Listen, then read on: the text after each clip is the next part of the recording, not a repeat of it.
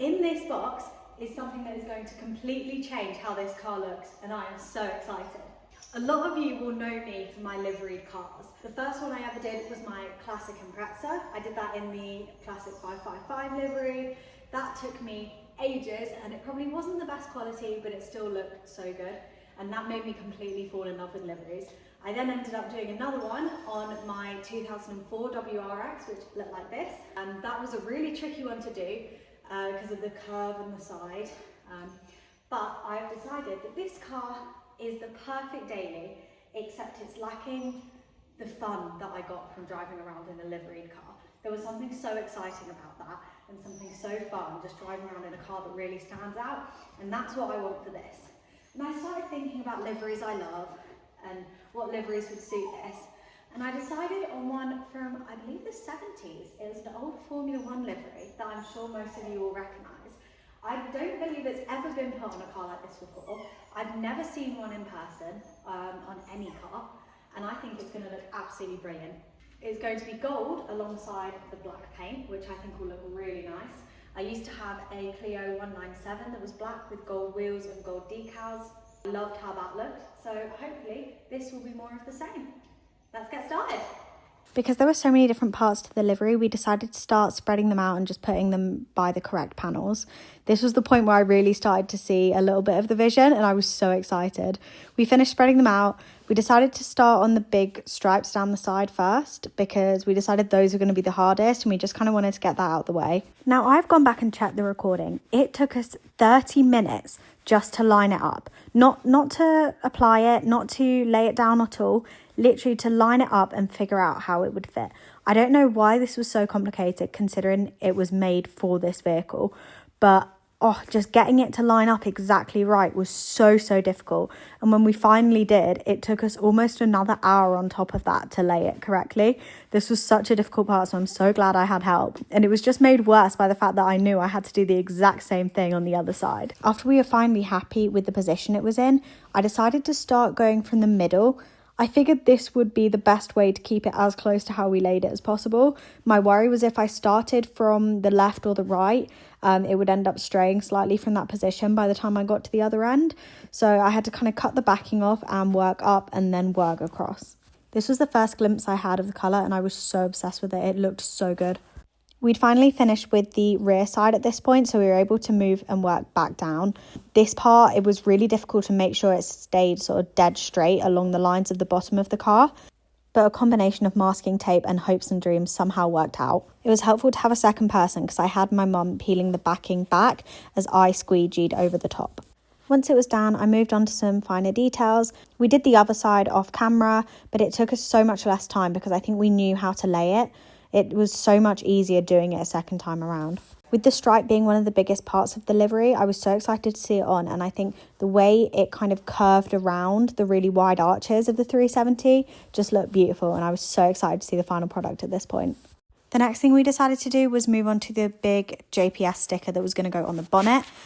With it being a fairly symmetrical logo, I wanted to make sure this was absolutely dead center. So to do this, we did a lot of measuring and used a lot of masking tape. When we were happy that it was finally sat perfectly in the middle, we started taping it down on one side. I decided again to go from the middle out. Probably could have done it just from one side to the other, but this just felt the easiest way to keep that central line and make sure that it was perfectly lined up. So I peeled the backing off one side and worked it down. This kind of went a lot quicker than I was expecting. I thought this one would take ages to get all the details, but it wasn't too bad actually. And then we got it down, we peeled off the backing. There's a few bubbles to work out, but because it's not a solid block, like more letters and details, it was a lot easier to work out those little bubbles as we went.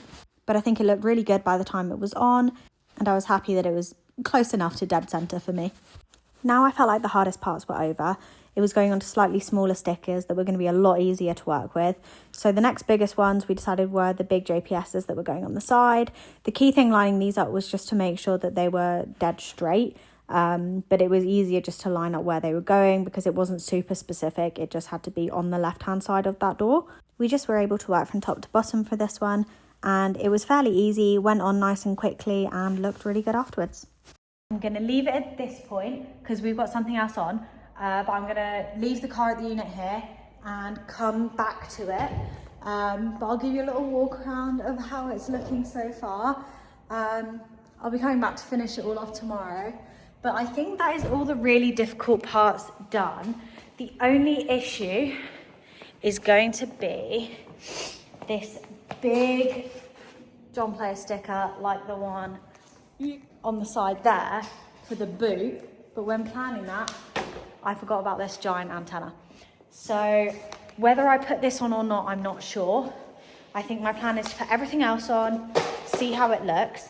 On one of my old liveries, I left off one of the boot stickers because I just thought it looked a bit too much. I ended up putting it on about 2 months later because I kept hold of it. But I don't know if that would be the case with this. I'll kind of see how it looks. But, oh, it's looking so beautiful so far. Right, it's the next day. We're back to finish off the livery. Ignore the giant coat, it's freezing in here. But let's keep going. Next job to tackle was the 27s on the side. I picked 27 because it's my own lucky number. And then it just says 27 in Japanese on top. The most important thing here was just lining it up, and especially with it being a rectangle, making sure that it was completely straight. So again, a lot of measuring and masking tape went into this, but we got it to a point where I was happy that it was close enough to straight. I'm not a perfectionist with this, so it looked close enough. We had already done it on the other side at this point, so we knew exactly where we were lining it up to. So getting this on didn't actually take too much time. I decided to work from the middle and out this time. Again, just trying to make sure that it stayed completely straight with it being a rectangle. It went on fine, a few little air bubbles, but luckily this is actually a high quality wrap with good vinyl, so it did have air release, so all of the bubbles came out super quickly and looked really smooth by the end of it. Next thing to apply were 2 smaller JPS stickers on the back. We did spend quite a while deciding where we wanted these to line up. It wasn't exactly clear what would look the best, so we spent ages trying to figure out where. With it being quite a large panel, it was quite a difficult choice, but we eventually got them on, lined them up. They went on super quickly. They took literally a couple of minutes each. We then decided to start on the stripes that go round the front. These are a continuation of the ones on the side, so we had to make sure we were both lining them up with that sort of body line, but also making sure they fit the body lines of the bumper, which was easier said than done.